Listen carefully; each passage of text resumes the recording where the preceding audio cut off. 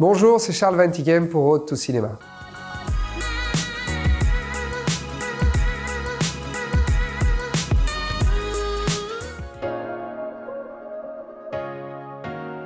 À l'époque, j'étais dans une école de scénario. J'avais un atelier d'écriture là-bas et je réfléchissais à un bon pitch de film à développer. Pour avoir vachement observé les gens autour de moi et entendu pas mal de sketchs autour de la friendzone, je me suis dit, tiens, c'est marrant, personne n'aborde le fond du problème.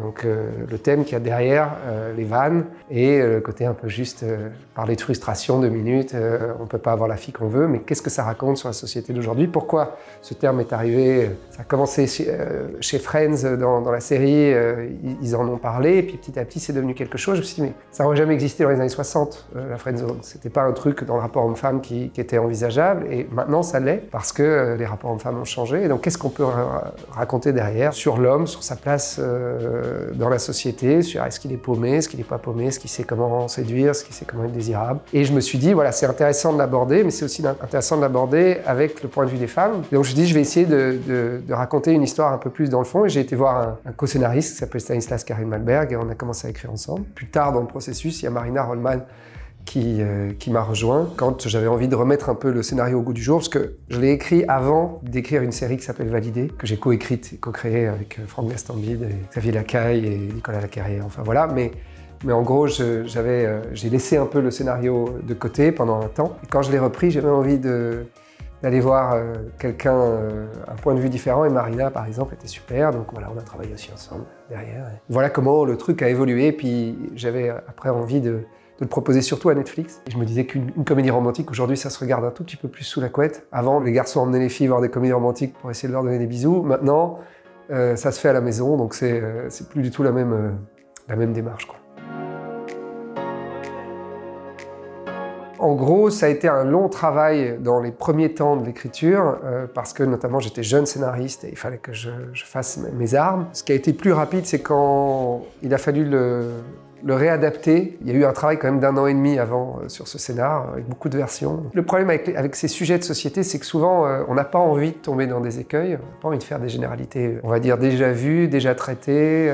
Donc, de temps en temps, on reprend le scénario en essayant d'être le plus juste possible. Et ça, c'est ça qui prend un peu de temps quand même, d'être juste.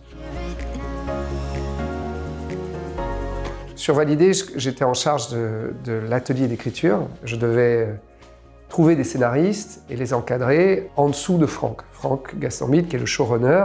Moi, je m'occupais au quotidien de ce qu'on appelle l'atelier d'écriture, j'étais directeur d'écriture. Là, la différence, c'est qu'on rentre dans une période très très dense, dans laquelle il faut livrer la série. Et là, on travaille tous les jours ensemble, on est autour d'une table, il y a des post-it sur les murs, il y a des grands Velleda blancs, et on se prend la tête pour tout construire, et chaque épisode les uns après les autres, après avoir fait les arches. Mon rôle à moi, en plus d'être auteur et de donner des idées, c'est aussi d'orienter dans les bonnes directions pour que la dramaturgie ressemble à quelque chose. Et en gros, ça, sur un scénario de film, on le fait pas. C'est beaucoup plus un rapport d'égal à égal, où on essaye de faire avancer l'histoire, on se partage un peu les tâches. Parfois, on fait rentrer quelqu'un pour faire ce qu'on appelle une passe, et là, il y a quelqu'un qui vient, qui va s'occuper soit de dynamiser les dialogues, de leur donner un peu de relief, soit de changer un tout petit peu la perception du film. Marina, par exemple, a amené sa perception féminine, mais dans un atelier d'écriture, comme sur Validé, on est tous ensemble, on utilise tous les cerveaux, parce qu'il y a tellement de choses à penser. C'est comme un puzzle, en fait. Et voilà, il faut s'entraider, il faut être tous les jours autour de la table et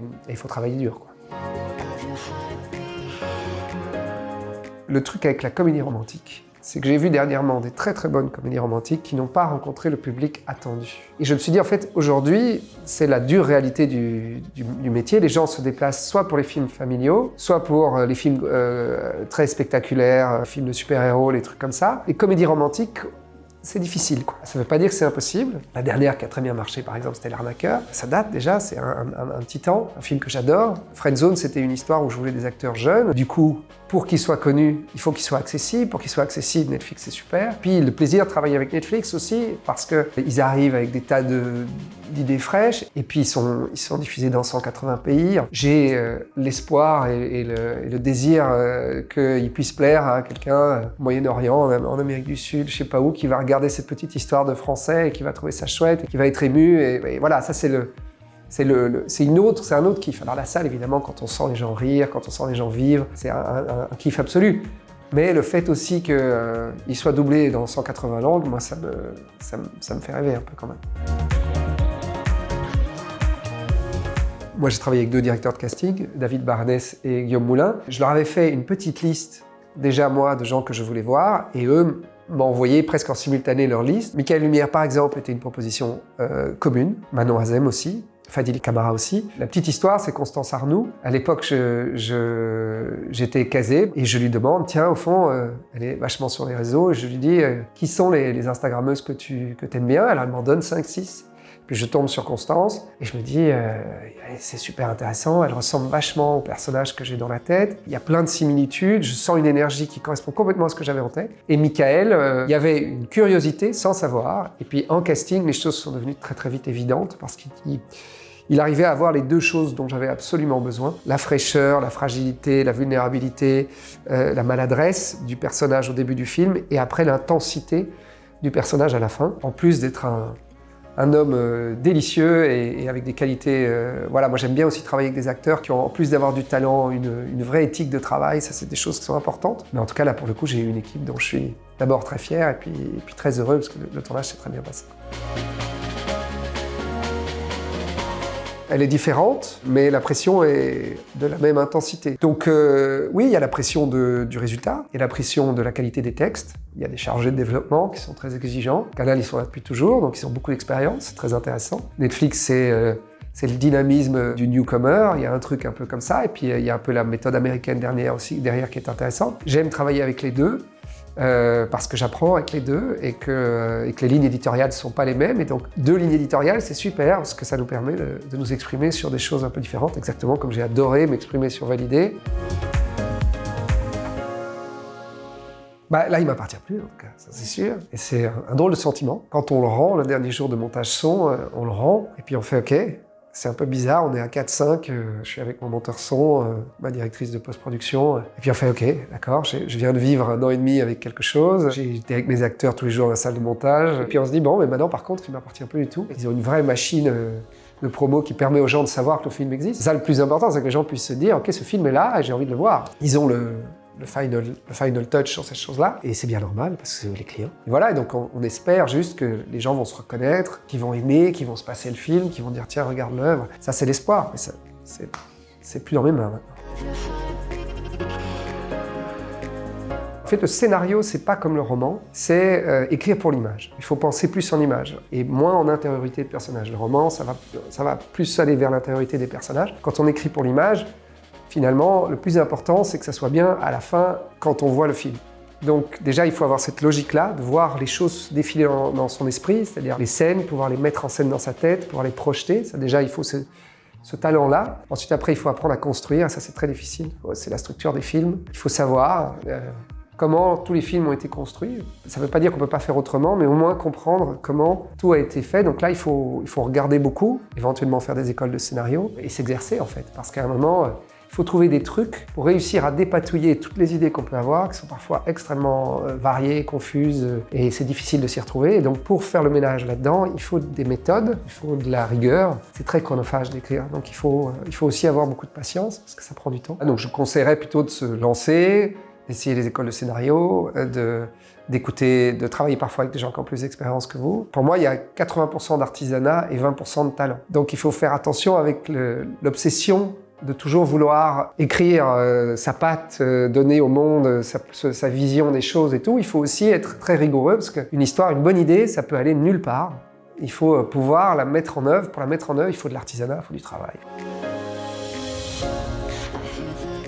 J'ai toujours été attiré vers les arts dramatiques. Et en fait, j'ai commencé une école de commerce, parce que toute ma famille était dans le commerce, on va dire, depuis des générations d'ailleurs. On vendait des dentelles à Bruges. Donc du coup, je commence une école de commerce et je me retrouve à avoir une vraie difficulté à être heureux. Je suis mal à me lever, je trouve aucun sens dans mon existence. Et j'ai été voir mon père, je lui ai dit, écoute, je vais abandonner mes études, j'ai besoin d'exprimer quelque chose, je ne sais pas encore quoi, je n'ai pas encore mis les mots dessus. Et donc je suis parti faire les cours Florent. Au départ, je voulais être acteur, mais en même temps, je me suis vite rendu compte que j'avais pas forcément la vocation, donc j'ai très vite écrit. J'ai continué à être acteur parce que c'était amusant. Et après, je me suis dit, c'est pas ma voie, J'ai pas suffisamment l'envie d'être aimé, d'exister à l'image, de conquérir les cœurs, tout ça, c'était pas mon truc. Moi, j'avais beaucoup plus envie de fabriquer des histoires. Je me suis dit, je vais arrêter totalement de jouer parce que je souhaite asseoir une crédibilité totale pour pouvoir être complètement disponible pour les gens avec qui je vais travailler.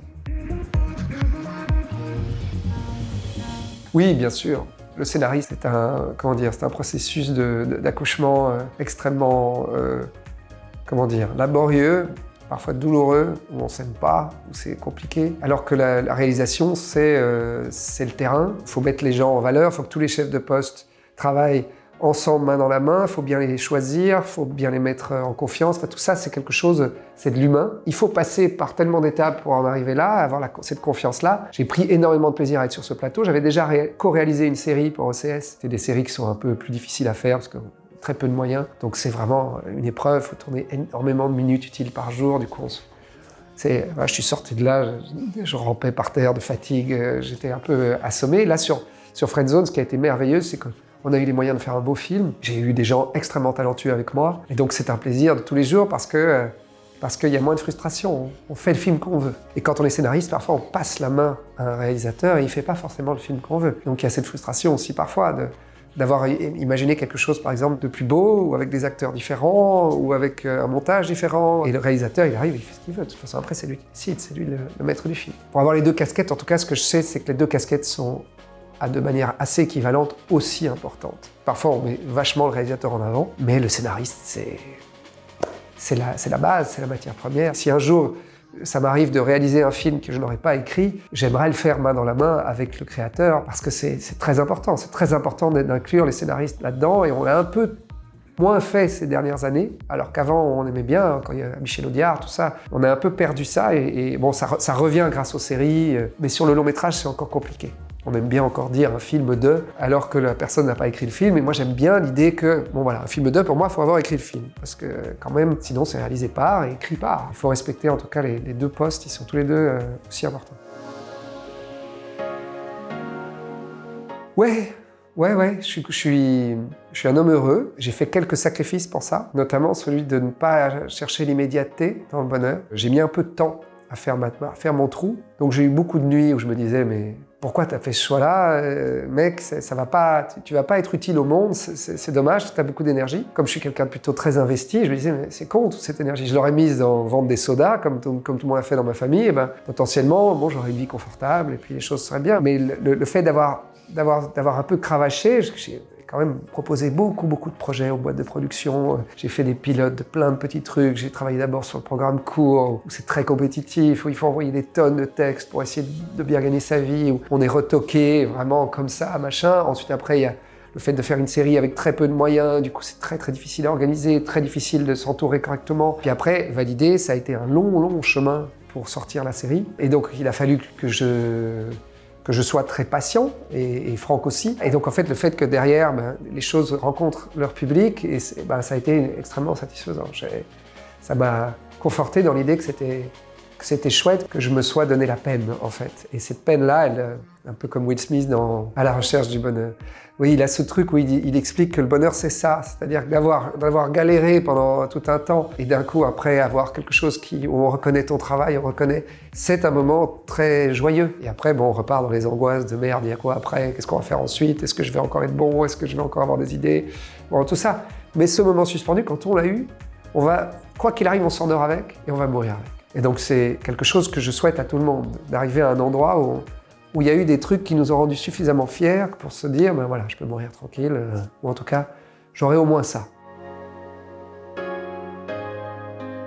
C'est marrant parce que ça va très fort avec ce que j'ai dit. Aujourd'hui, il y a une immédiateté dans la génération qui arrive. On le sent vachement. Je travaille avec des jeunes scénaristes, tout ça. On a cette sensation, à cause des réseaux sociaux, que les choses peuvent aller très vite. On a aussi les gens ont la sensation de savoir beaucoup de choses avant même de les avoir traversées. Donc surtout être à l'écoute et accepter le fait, comme les jeunes générations sont très revendicatrices, ce que je trouve formidable sur des tas de sujets, notamment de société, mais dans le travail, ça doit être laborieux. C'est dans le labeur, c'est dans le fait que c'est laborieux qu'on progresse. Si c'est pas laborieux, on est coincé dans ses certitudes et ça va pas. Il faut que dès qu'on est stagiaire quelque part, dès qu'on travaille, j'en sais rien, en 3e ou en 4e scénariste sur un projet, il faut accepter le fait de ne pas être considéré à la valeur qu'on se donne à soi. Et ça peut durer du temps avant qu'on vous considère, mais vraiment du temps. Ça peut durer 15 ans. Souvent c'est ça. Très peu sont ceux comme Xavier Dolan qui, jeunes, arrivent là où... Voilà, la plupart des scénaristes, ils vendent leur premier long métrage de scénario à 40 ans. La plupart des réalisateurs réalisent leur premier long à 40 ans.